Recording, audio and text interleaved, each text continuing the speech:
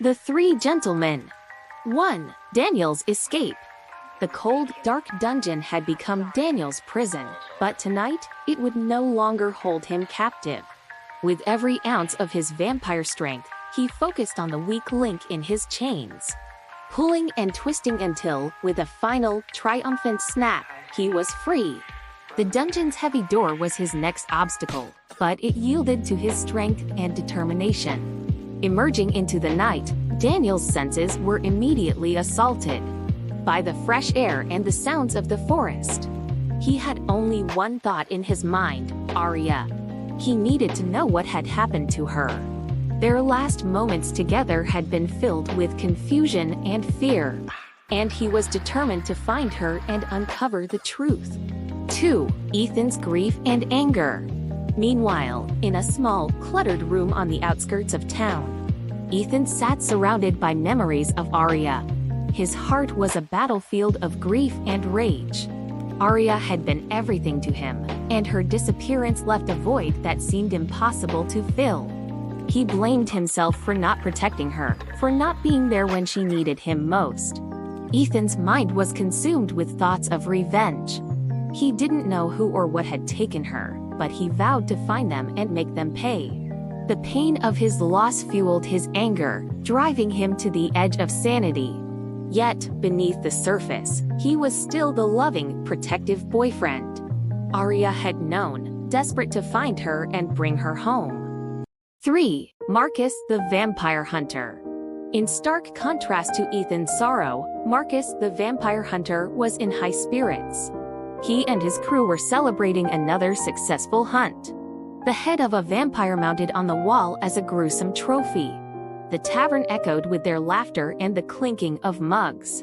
Marcus was a seasoned hunter, his reputation built on countless victories against the creatures of the night.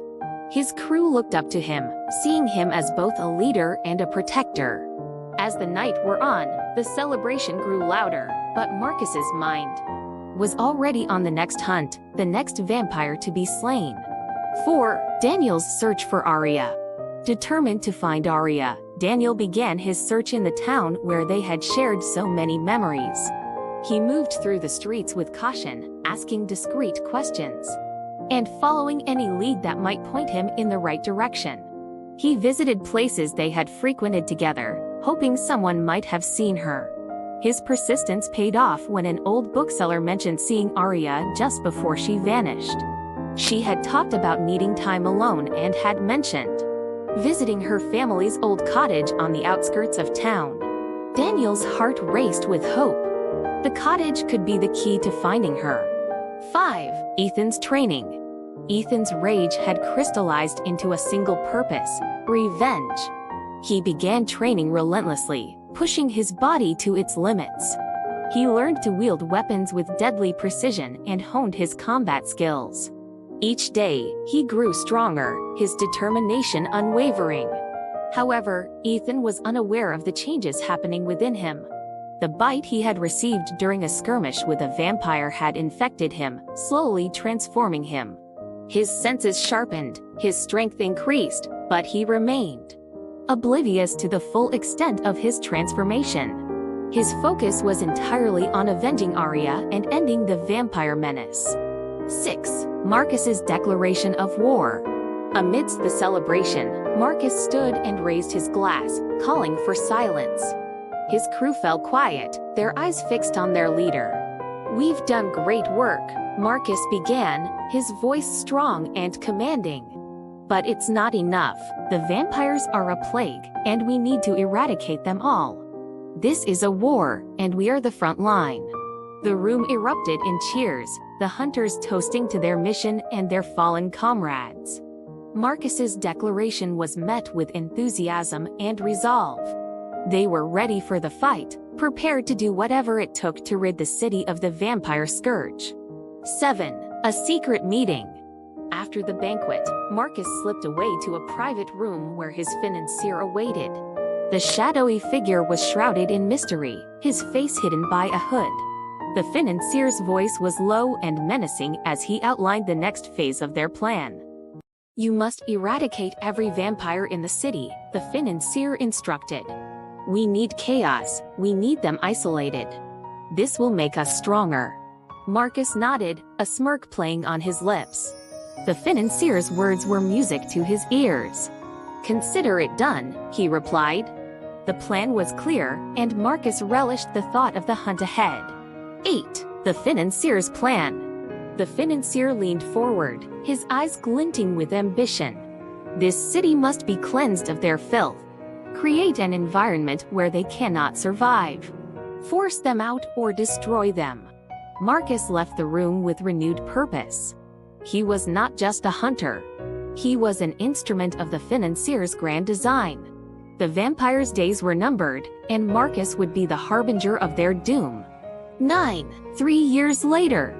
3 years had passed, and the city had become a battlefield. Marcus and his crew had waged a relentless war against the vampires, driving many into hiding and killing those who resisted. The streets were filled with tension, and the air was thick with the scent of blood and fear. Daniel had not given up on his search for Arya. He had become a master of stealth and strategy, using his vampire abilities to move unseen and gather information. Every clue, every lead brought him closer to the truth. Ethan, now fully transformed, had embraced his new abilities. His training had turned him into a formidable warrior, and his determination to avenge Arya remained his driving force. He had come to terms with his vampiric nature, using it to his advantage.